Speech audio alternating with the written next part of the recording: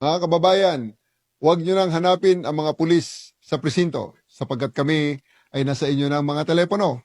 Dial 911, darating kami sa loob ng 5 minuto. Lilingkod sa bawat Pilipino at magbibigay ng tamang impormasyon para sa tahimik at maayos na Pilipinas. Police News Network, alagad ng batas, tagapagtaguyod ng balitang pulis, sandigan ng mamamayan, patnubay ng katotohanan. Kampo Krame, maghahatid ng pinakahuling kaganapan at nagbabagang balita. Ito ang PNN Police News Network. At ngayon, ang inyong mga tagapagbalita. Magandang araw, Bagong Pilipinas. Kami ang inyong alagad ng batas, tagataguyod ng Balitang Pulis, Police Captain Nomer Macaraig. At Patrolwoman Mary Grace Artizuela mula sa PNP Anti-Cybercrime Group maghahatid sa inyo ng tamang balita, kwento ng pulis at serbisyo para sa mamamayan. At ito ang PNP News Online. Ang pangunahing balita ng Police News Network, alagad ng batas, tagataguyod ng Balitang Pulis.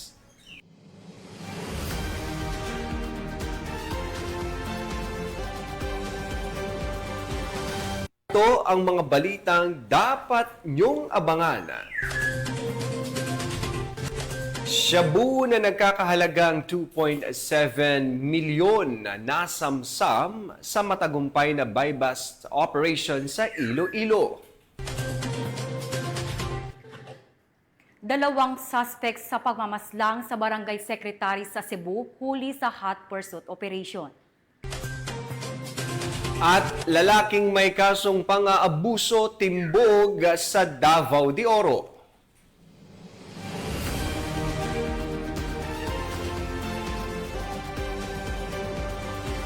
Narito ang mga balitang hatid ng ating PNN correspondents mula sa iba't ibang panig ng bansa.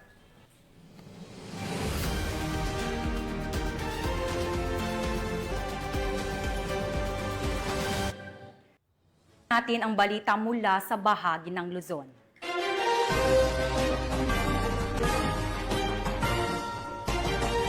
Tigil ang kapulisan sa rehiyon ng Cordillera sa pagsugpo sa ilegal na droga. Kaya naman sa nagpapatuloy na marijuana eradication sa naturang lugar, matagumpay na sinira ng mga otoridad ang tinatayang 1.2 milyong pisong halaga ng fully grown marijuana plants sa Tinglayan, Kalinga. Tinitiyak naman ng PNP na kanilang ipagpapatuloy ang walang humpay na operasyon upang tuluyang mapuksa ang mga ilegal na aktibidad sa rehiyon. Gayon din ang pagpapanatili ng kaayusan at kaligtasan ng mga mamamayan. Patrolwoman Lizelle Digman sa report.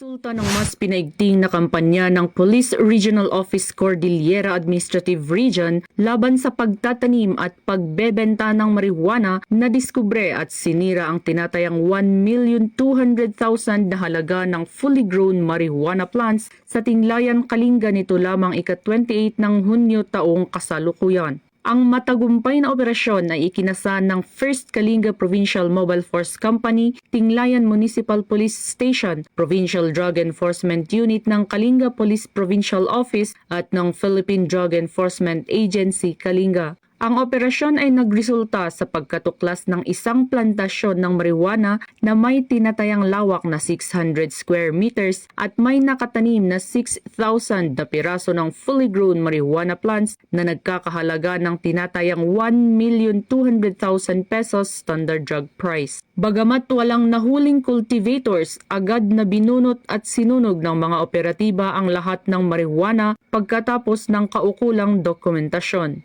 Ang matagumpay na operasyong ito ay nagtatampok sa patuloy na pangako ng mga ahensya ng kapulisan na labanan ang mga ilegal na aktibidad ng droga sa rehiyon Cordillera. Ang pagpuksang ito ng kapulisan ay bilang pagsuporta sa isinusulong ng Pangulong Ferdinand R. Marcos Jr. na whole-of-nation approach na kinakailangan para masugpo ang paglaganap ng iligal na droga at maging illegal drug-free ang bansa. Mula dito sa Rehiyon Cordillera, ako ang inyong PNN correspondent, Patrolwoman Digman, alagad ng batas, tagataguyod ng Balitang Pulis. Maraming salamat, Patrolwoman Digman, sa presintuang bagsak ng isang high-value individual na kabilang sa drug watch list ng rehiyon matapos maaresto sa isinagawang bypass operation ng PNP sa Isabela. Nakatutok dyan si Patrolwoman Jerilyn Culico. Ang isang high-value individual na nasa drug watchlist ng Rion matapos ang isinagawang drug bypass operation ng mga pinagsanib pwersa at pagbibigay suporta ng Police Regional Office 2 kasama ang Philippine National Police Drug Enforcement Group, Isabela Provincial Office, Isabela PPO Provincial Intelligence Unit, Provincial Drug Enforcement Unit, Provincial Intelligence Team Isabela East, Ilagan Component City Police Station at Philippine Drug Enforcement Agency Regional Office 2 kahapon, ika-30 ng Hunyo nitong taon sa Barangay Rangayan, City of Ilagan, Isabela sa pagpapaabot ng suporta ng Police Regional Office 2 sa Philippine Drug Enforcement Group Operation. Naaresto si alias JR, may asawa at residente ng Barangay Rangayan, lungsod ng Ilagan, Isabela. Sa isinagawang bypass operation, nasabat ng mga operatibang hinihinalang iligal na droga at iba't ibang paraphernalia mula sa suspek. Kasama sa mga nakumpiskang ebidensya ang dalawang heat-sealed transparent plastic sachet na naglalaman ng hinihinalang shabu o subject for sale, isang heat-sealed transparent plastic sachet na naglalaman ng hinihinalang shabu para sa possession, isang unit ng Tecno smartphone na kulay asul at isang piraso ng tissue paper na ginamit para itago ang hinihinalang shabu. Humigit kumulang 5 gramo ang nakumpiskang ebidensya ng iligal na droga na may kabuuang standard na presyo ng gamot na 34,000 piso. Ang naaresto ay kasalukuyang nasa kustodiya ng Ilagan Component City Police Station at maharap sa kasong paglabag sa RA 9165 o Comprehensive Dangerous Drugs Act of 2002. Samantala, pinuri ni Police Brigadier General Antonio P. Maralag Jr., Regional Director ng Police Regional Office 2, ang tagumpay ng operasyon at idiniin ang kahalagaan ng patuloy na pagtutulungan sa paglaban sa iligal na droga. Ang tuloy-tuloy na koordinasyon sa pagitan ng Philippine Drug Enforcement Group at Police Regional Office 2 ay nagpapakita ng lakas ng pinagsama-samang operasyon ng pulisya sa pagkamit ng isang lipunang walang droga. Bilang pangunahing tagapagpatupad ng batas sa Rion 2, patuloy na sinusuportahan ng Police Regional Office 2 ang pambansang pagsisikap sa pamamagitan ng pagpapahusay sa mga lokal nitong kampanya laban sa iligal na droga, pagpapalakas ng mga intelligence network at pakikipagtulungan sa mga stakeholder at iba pang ahensyang nagpapatupad ng batas. Mula dito sa Lambak ng Cagayan, ako ang inyong Police News Network Correspondent, Patrolwoman Jerilyn Culico, alagad ng batas, tagataguyod ng Balitang Pulis. Maraming salamat, Patrolwoman Culico. Nasa kote ang 4 na katao sa isinagawang bypass operation sa Malolos, Bulacan. Habang nakumpiska naman mula sa mga ito ang mahigit 400,000 pisong halaga ng hinihinalang shabu. Nakibalita dyan si Patrolwoman Mildred Tawagon. Ang 4 na katao sa isang matagumpay na bypass operation na isinagawa ng Station Drug Enforcement Unit ng Malolos City Police Station sa Kampupot Street, Barangay Ligas, lungsod ng Malolos, Bulacan. Arestado ang 4 na katao sa isang matagumpay na bypass operation na isinagawa ng Station Drug Enforcement Unit ng Malolos City Police Station sa Kampupot Street, Barangay Ligas, lungsod ng Malolos, Bulacan. Kinilala ni Police Lieutenant Colonel Romel E. Gineblaso, hepe ng Malolos City Police Station, ang mga sospek na sina alias Romeo, 55 taong gulang, isang tricycle driver, ang kanyang live-in partner na si alias Ross, 33 taong gulang, alias Romy, 50 taong gulang, at alias Akihiro, 29 taong gulang na pawang mga residente ng naturang barangay. Ayon kay Police Lieutenant Colonel Gineblaso, nasamsam mula sa mga sospek ang tinatayang 69.5 gramo ng hinihinalang shabu na may standard drug price na 472,600 pesos. Patuloy ang pinaigting na kampanya ng Bulacan PNP sa ilalim ng pamumuno ni Police Colonel Angel L. Garciliano, Acting Provincial Director ng Bulacan Police Provincial Office, laban sa iligal na droga upang matiyak ang kapayapaan, kaayusan at kaligtasan sa kaniyang nasasakupan. tungo sa isang maunlad na bagong Pilipinas. Mula dito sa Bulacan Police Provincial Office, ako ang inyong PNN Correspondent, Patrolwoman Mildred A. Tawagon, alagad ng batas, tagataguyod ng balitang pulis. Maraming salamat, Patrolwoman Tawagon. Arestado ang isang mister matapos nitong pagsasaksakin ang di umunay kalaguyo ng kanyang misis sa bayan ng Nara, Palawan. Agad namang rumisponde ang mga pulis para mahuli ang naturang sospek. Alamin ang detalye ng report mula kay Patrolwoman Christine Lorenzo. Patay ang isang lalaki matapos umanong saksakin ng mister ng babaeng kasama nito sa loob ng isang silid sa isang boarding house sa Barangay Poblasyon, Nara, Palawan, nito lamang ika-27 ng Hunyo taong kasalukuyan. Kinilala ang biktima na si alias Vin, 27 taong gulang, isang laborer at residente ng Barangay Taricha, Nara, Palawan. Ang suspect naman ay nakilalang si alias Mark, 34 na taong gulang, residente ng Purok 4, Barangay Estrella, Nara, Palawan. Ayon sa ulat ng Nara Municipal Police Station, nakatanggap sila ng tawag mula sa kapitan ng Barangay Poblasyon kaugnay ng insidente ng pananaksak.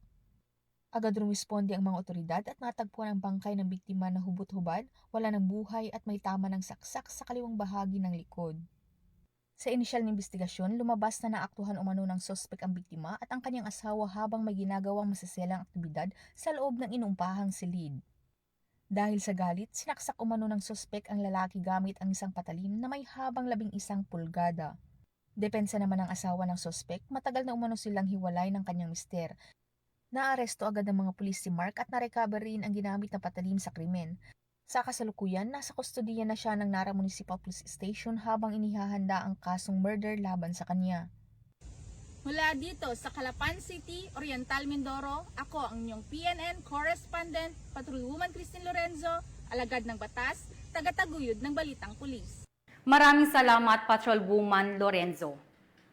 Timbog ang isang high-value drug suspect sa ikinasang bypass operation sa lalawigan ng Pangasinan, kung saan nasamsam ang tinatayang 400,000 pisong halaga ng hinihinalang shabu. Police Corporal Joanna Marie de los Santos sa report. 55 anyos na lalaki na kinilalang si alias Sitoy ang naaresto ng mga otoridad dakong alas 4:30 ng hapon noong Hunyo 28 taong kasalukuyan sa Purok 1, Barangay Kabidyanan, Nabunturan, Davao de Oro dahil sa kasong paglabag sa Section 10A ng Republic Act 7610 o ang Special Protection of Children Against Abuse, Exploitation and Discrimination Act. Ang pag-aresto ay sinagawa sa bisa ng warrant of arrest na inihain ng pinagsanib ng puwersa ng mga tauhan ng Nabunturan Municipal Police Station, katuwang ang mga tauhan ng Maribojoc Municipal Police Station. Ayon naman kay Police Lieutenant Colonel Edward Bijongco, Chief of Police ng Nabunturan Municipal Police Station, ang naarestong suspect ay tubong Maribojoc, Tagbilaran City, Bohol. Matapos ang pag-aresto at medikal na pagsusuri, ang akusado ay dinala sa warrant and sa PINA section ng Nabunturan Municipal Police Station para sa kaukulang dokumentasyon at legal na proseso.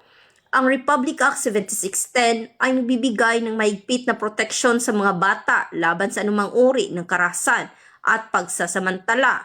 Sa ngayon ay patuloy na tinutukan ng mga otoridad ang naturang Timbog ang isang hinihinalang tulak ng droga sa isinagawang bypass operation ng mga operatiba ng Philippine National Police sa Barangay Embarcadero, Mangaldan, Pangasinan, mag-aalas 2 kaninang madaling araw. Kinilala ang suspect na si Joshua, 29 anyos at residente ng Barangay Bunuan, Binloc, Dagupan City. Ayon sa pulisya, siya ay itinuturing na high-value individual at regional top priority target sa kampanya kontra illegal na droga ngayong buwan.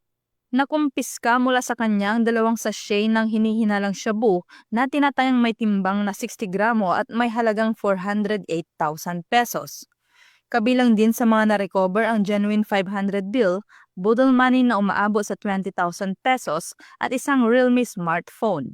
Ang operasyon ay pinangunahan ng Regional Police Drug Enforcement Unit 1, katuwang ang ibang unit ng PNP, Mangaldan Police Station at PDEA Pangasinan. Sa ilalim ng pangangasiwa ni Police Colonel Emmanuel H. Reyes, Deputy Regional Director for Operations ng PRO1. Dinala ang suspect sa Mapandan Community Hospital para sa medical examination at kasalukuyang nasa kustodiya ng Mangaldan Police Station. Samantala, ang mga nakuhang ebidensya ay sasailalim sa pagsusuri ng PNP Forensic Unit sa Lingayen. Haharap naman ang suspect sa kasong paglabag sa Section 5 at 11 ng Republic Act 9165 o Comprehensive Dangerous Drugs Act of 2002. Ang operasyong ito ay patunay ng maigting na kampanya ng pamahalaan laban sa iligal na droga bilang bahagi ng advokasiyang sa Bagong Pilipinas, ang gusto ng pulis, ligtas ka. Mula dito sa Ilocos Region, ako ang iyong PNN Correspondent, Police Corporal Joanna Marie N. de los Santos, alagad ng batas, tagataguyod ng balitang pulis. Maraming salamat, Corporal De Los Santos. Tunghayan naman natin ang mga balita mula sa Visayas.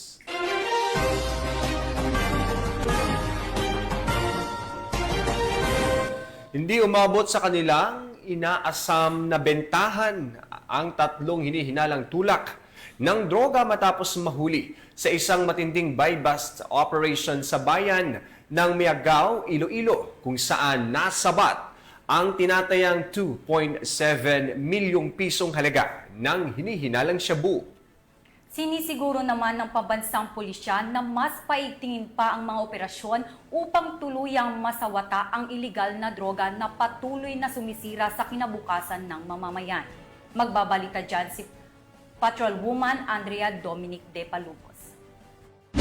Ang 2.7 milyong halaga ng hinihinalang shabu sa isang matagumpay na anti-illegal drugs operation na isinagawa ng mga otoridad sa Barangay Guinness, Miagao, Iloilo, dakong alas 2 na madaling araw nito lamang ika-30 ng Hunyo taong kasalukuyan. Ang operasyon ay pinangunahan ng Regional Police Drug Enforcement Unit sa superbisyon ni Police Captain Glenn Suliman, team leader, kasama ang Miagao Municipal Police Station at Iloilo Police Provincial Office Provincial Drug Enforcement Unit na nagresulta sa pagkakaaresto ng tatlong high-value individual na kinilalang sina alias Negro, 47 taong gulang, at residente ng Molo, Iloilo City, alias Baho, 37 taong gulang, at alias Lin, 38 taong gulang at pawang residente ng Miagao, Iloilo. Nasamsam mula sa pag-iingat ng mga sospek ang kabuuang 410 gramong hinihilalang shabu na may standard drug price na 2,788,000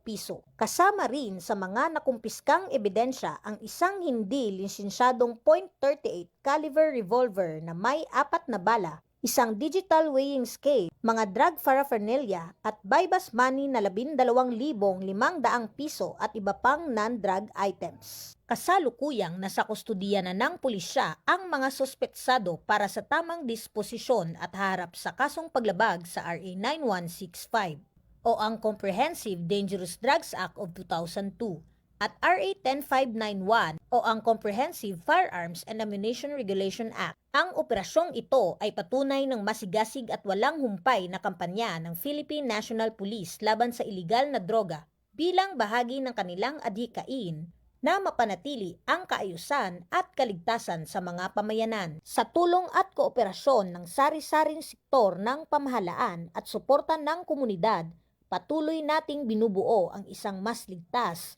mas maayos at mas maliwanag na kinabukasan para sa bawat Pilipino. Mula dito sa Police Regional Office 6, ako ang inyong Police News Network Correspondent, Patrolwoman Andrea Dominic de Palubos, alagad na batas, tagataguyod ng balitang pulis. Maraming salamat, Patrolwoman De Palubos. Isang construction worker ang timbog sa entrapment operation na isinagawa ng Regional Anti-Cybercrime Unit 6 sa Iloilo City dahil sa pagbabantang ipapakalat sa mga kaanak ng biktima ang kanyang mga sensitibong larawan at video. Yan ang balitang aking tinutukan.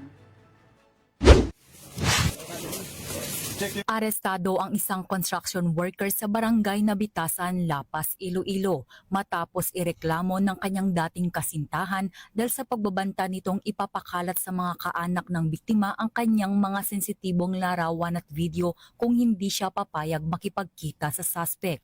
Agad na kumilos ang mga tauhan ng Regional Anti-Cybercrime Unit 6 katuwang ang Iloilo City Police Station 2 at nagsagawa ng isang entrapment operation na nagresulta sa pagkakaaresto kay alias JM, 30 anyos at residente sa lugar kung saan ito inaresto.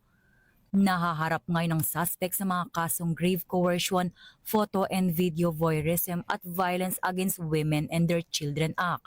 Siya ay kasalukuyang nasa kustodiya ng Iloilo City Police Station 2 para sa karampatang dokumentasyon at disposisyon ng kanyang kaso. Patuloy ang paalala ng mga otoridad na agad ipagbigay alam sa kinaukulan ang anumang uri ng pananakot o pangingikil gamit ang sensitibong impormasyon o materyales upang ito ay agarang maaksyonan. Ang mga involved po dito sa kaso na ito ay dating magkasintahan. Ang binibidyohan nila ang kanilang mga private moments at kalaunan nung hindi na sila magkasundo ay ginagamit ng lalaki ang mga video na ito para i-pressure yung babae na gawin muli ang gusto nitong lalaki. So paalala ko lang sa mga magkasintahan dyan, mag-ingat po tayo, huwag po tayong papayag na binibidyohan ang ating private moments. O kundi kaya, mag-ingat po tayo na baka sekreto tayong nabibidyohan. Mula dito sa Campo Crame, ako ang inyong PNN correspondent, Patrolwoman Mary Grace Artizuela, nagbabalita para sa Police News Network, Alagad ng Batas, tagataguyod ng Balitang Pulis. Maraming salamat, Patrolwoman Artizuela. Himas rehas ngayon ang dalawang sospek sa pagpatay sa isang barangay secretary matapos silang maaresto sa mabilis na hot pursuit operation ng pulisya sa Cebu. Tinutukan niya ni Patrolwoman Judith Nicanor.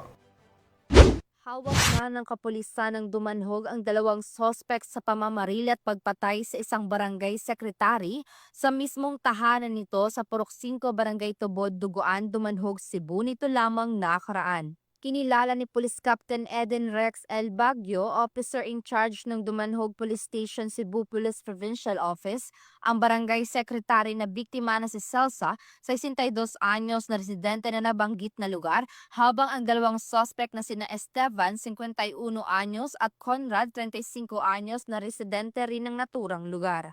Batay sa ulat ng pulisya, bandang alas 12:15 ng madaling araw nang pinasok at pinagbabaril ng mga sospek ang natutulog na biktima. Nagtamo ito ng sugat sa tiyan at ulo na nagresulta sa agarang pagkamatay ng biktima. Samantala, agad na nagsagawa ng hot pursuit operation ang mga otoridad na nagresulta sa pagka-aresto ng sospek sa tulong na rin ng isang saksi. Kasalukuyang nasa kustodiya ng Dumanhog MPS sa mga sospek at maharap sa kasong murder. Magandang araw sa ating lahat. Ako po si Police Captain Eden Rex Baguio, Officer in Charge ng Dumanhog Municipal Police Station.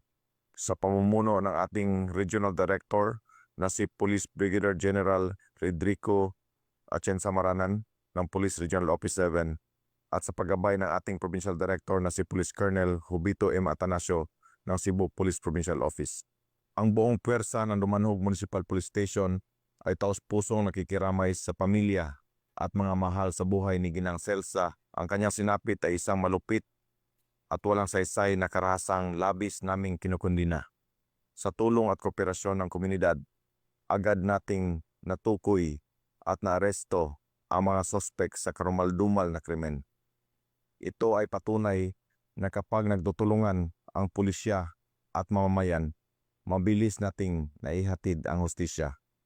Muli, inihikayat namin ang lahat na patuloy na makipagtulungan sa ating mga otoridad. Huwag tayong matakot na magsalita dahil ang pananahimik ay nagbibigay daan sa patuloy na karahasan. Ang Dumanhog PNP ay mananatiling tapat sa tungkulin, maglilingkod, magbabantay at lalaban para sa kapayapaan at hustisya ng bawat mamamayan. Sa alaala ni Gina Redondo at sa lahat ng biktima ng karahasan, hindi kami titigil hanggang makamit ang katotohanan at katarungan. Mula dito sa Central Visayas, ako ang inyong Police News Network Correspondent, Patrolwoman Judith Nicanor, alagad ng batas, tagataguyod ng Balitang Pulis. Maraming salamat, Patrolwoman Nicanor. Narito naman ang mga balita mula sa bahagi ng Mindanao.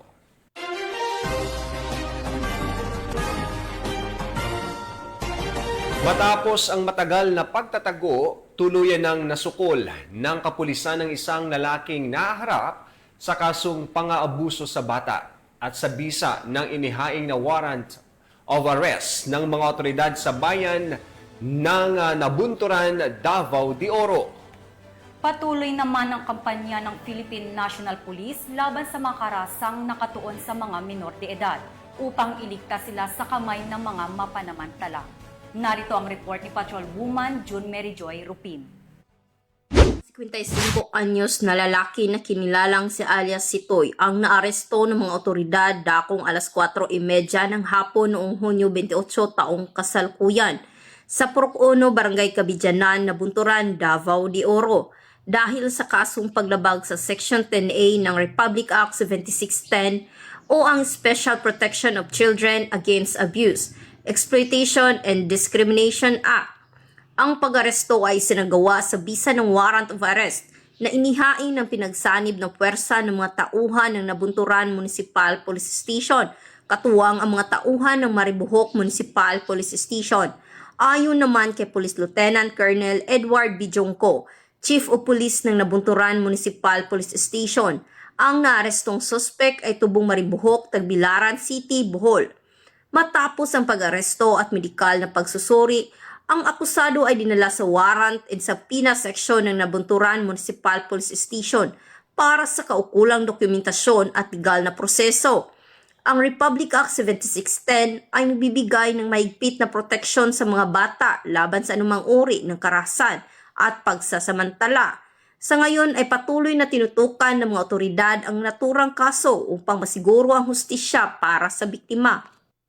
Mula dito sa Police Regional Office 11, ako ang inyong PNN correspondent, Patrolwoman June Mary Joy Rupin, alagad ng batas, tagataguyod ng balitang pulis. Maraming salamat, Patrolwoman Rupin.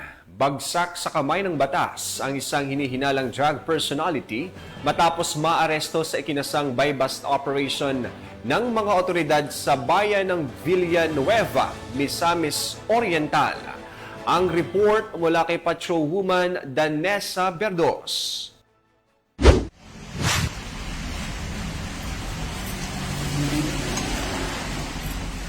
Arestado ang isang individual sa kinasang buy-bust operasyon ng mga operatiba ng Villanueva NPS sa Barangay Katipunan, Villanueva, Misamis Oriental nito lamang ika-28 ng Hunyo taong kasalukuyan.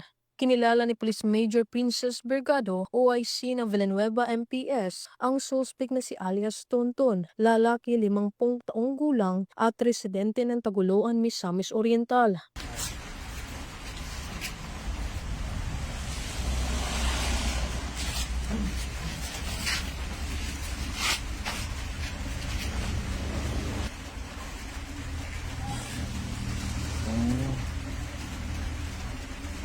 Sa ikinasang operasyon ng mga operatiba ay nakumpiska ang 12 maliliit na pakete ng hinihinalang shabu, isang cellphone, isang 500 peso bill na ginamit bilang buy-bust money at iba pang mga non-drug items. Naharap ang suspect sa kasong paglabag sa RA 9165 o Comprehensive Dangerous Drugs Act of 2002.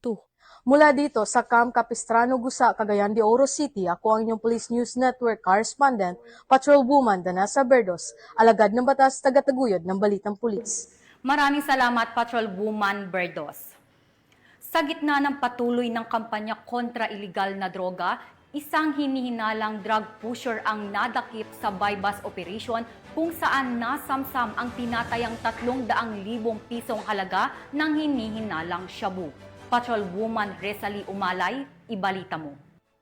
Ito ng mga tauhan ng Regional Police Drug Enforcement Unit 12, ang isang lalaki na tulak ng iligal na droga. Kinilala ang nadakip na si alias JM, 24 anyos, tinuturing na high-value individual at residente ng Barangay Lanao, Kidapawan City. Nasakote ang suspect sa ikinasang buy-bust operation sa Purok 5A, Barangay Balindog, Kidapawan City, Cotabato. Nakumpiska kay JM ang nasa 55.1 gramo ng hinihinalang shabu na may standard drug price na 374,680 pesos. Sa kabila ng matagumpay na operasyon, tinitiyak naman ang ating kapulisan na mas lalo pang paiitingin ang kanilang kampanya kontra iligal na droga tungo sa kaayusan, kapayapaan at kaunlaran ng komunidad dahil dito sa bagong Pilipinas ang gusto na pulis, ligtas ka.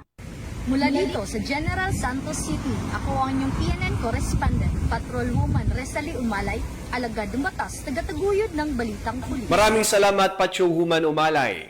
At para sa ating huling balita, isang high-value drug personality ang naaresto ng mga otoridad matapos masamsam mula sa kanya ang tinatayang 680,000 pesos na halaga ng hinihinalang shabu sa isang matagumpay na buy-bust operation sa lungsod ng Cotabato. Ibabalita yan ni Pacho Woman Angela Bandarlipe.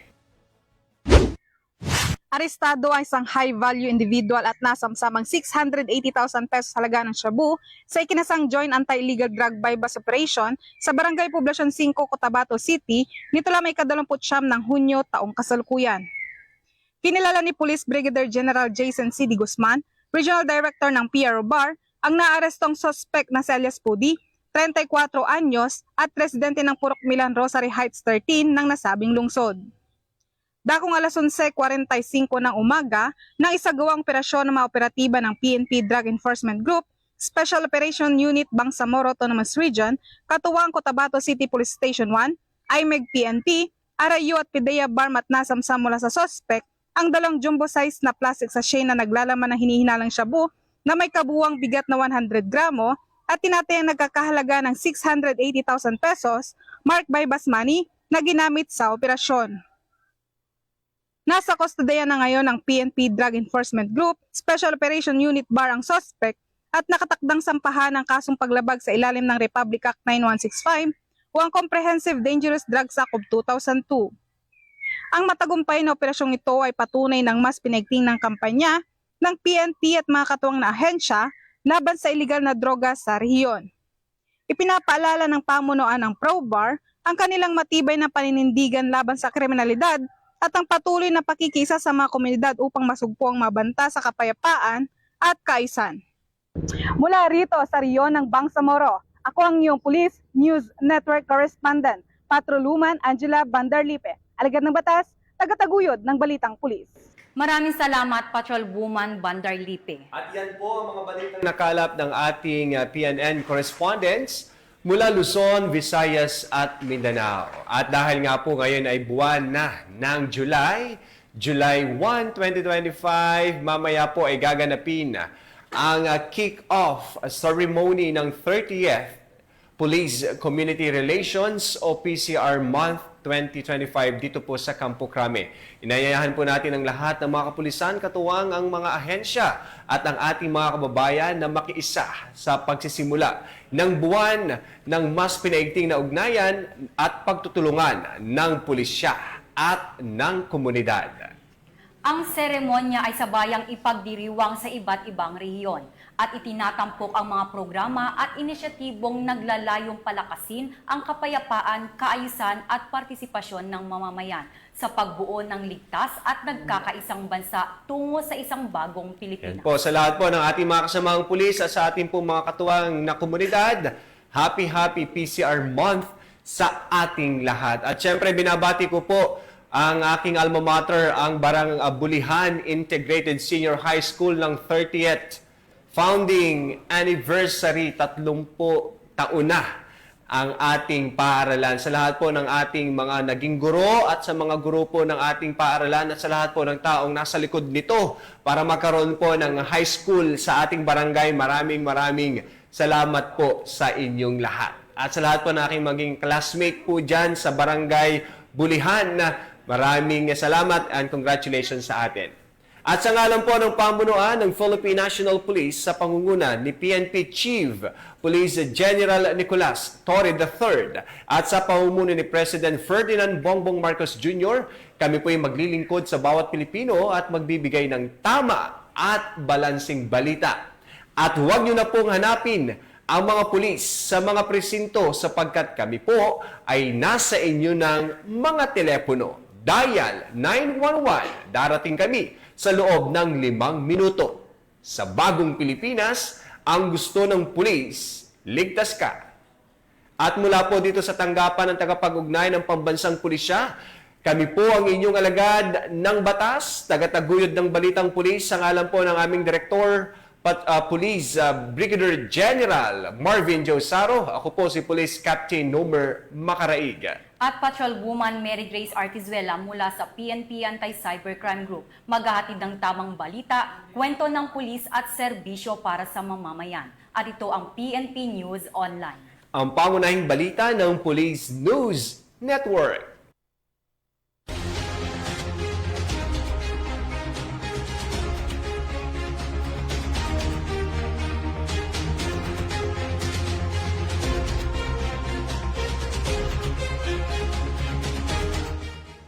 Police News Network, alagad ng batas, tagapagtaguyod ng balitang pulis. Mga kababayan, huwag nyo nang hanapin ang mga pulis sa presinto sapagkat kami ay nasa inyo ng mga telepono. Dial 911, darating kami sa loob ng 5 minuto.